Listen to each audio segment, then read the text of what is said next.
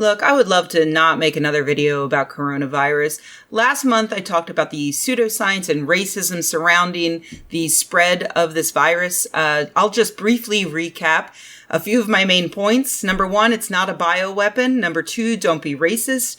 Number 3, don't panic. Number 4, don't drink bleach. I feel like since then, a lot of people have done a great job of stressing the fact that you should be washing your hands often and not touching your face. So it's not like I was really champing at the bit to make yet another video about coronavirus when it's been covered.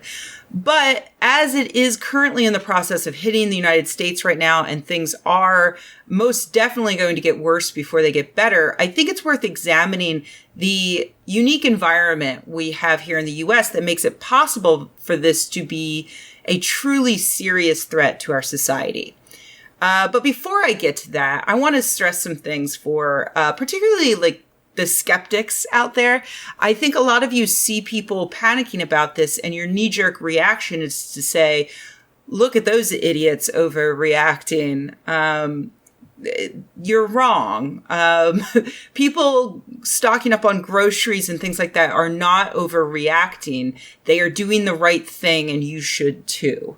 I'm not saying to hoard items. I'm just saying it would be smart to prepare for the potential problem you're going to face when your town is quarantined and the grocery store is going to be closed for 2 to 3 weeks. Just consider it. Be smart. Don't panic. And also, I want to stress the fact that you absolutely should wash your fucking hands all the fucking time. And yeah, don't touch your face. I can't not touch my face, so I'm just going to share with you a tip I learned a long time ago from none other than Mr. Adam Savage. Touch things and other people, if you must, with your right hand, and only use your left hand to touch yourself. For like scratching or whatever, not masturbation. Though, if you can get off with your non-dominant hand, then go off or get off. I think it's called the stranger. If you're left-handed, then this entire thing goes to hell because you're going to want to touch everything and everyone with your left hand, but then people will shake your right hand. So, you know what? Everyone forget I just said all of this. Just don't touch your fucking face. Okay, so I've talked a lot on this channel about universal healthcare, and I swear that it's not just because it's a pet issue of mine. I do have other pet issues that hardly ever come up in videos, like how we should just legalize cannabis throughout the country and release everyone who's in prison for possession or dealing, and maybe pay them a lot of money to make up for it, or at least give them all the available permits for selling cannabis legally. I don't talk about that often because it doesn't naturally come up in these videos, which are broadly always going to be about science and critical thinking. But single-payer healthcare comes up in every other video because it is directly related to science and critical thinking, and establishing it in the United States would immediately solve so many problems that are currently negatively affecting those of us who appreciate science and critical thinking. Right now, if an American thinks they may have coronavirus or COVID-19, a deadly virus that requires testing to verify, they'll need to contact authorities and take an ambulance to a hospital. That requires them, first of all, probably to take time off of work. 10% of Americans don't get any sick days at their full-time jobs, and 25% of Americans only get a small handful, 1 to 5 sick days a year. That's one reason why 90% of Americans admit that they come into work even when they're experiencing flu-like symptoms. 90%. So we have a large population of workers who are likely to continue working despite being sick. Meanwhile, calling the authorities and letting them know that you have COVID-19 symptoms will land you with a bill of about $2,700 just for the ambulance ride and the radiology test alone. And that's if the test comes back negative. If it's positive, you're fucked.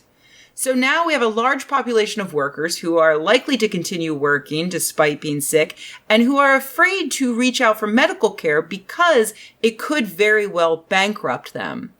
Meanwhile, that population is in the perfect position to be taken advantage of by people like Alex Jones, who campaign against workers' rights and healthcare, but who have pumped up the prices of their bulk food kits that they sell to panicked people, along with phony cures and supplements that do nothing. Let's add one final data point to this. America's anti-science government. Thanks to Trump and his administration, the CDC has, as of this week, stopped reporting on the number of potential COVID-19 cases being tested in America.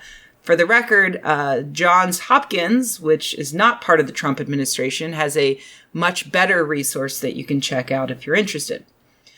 When you picture these workers getting sick and not changing their everyday life, you might be picturing an office worker, which is bad enough as they could infect their entire building.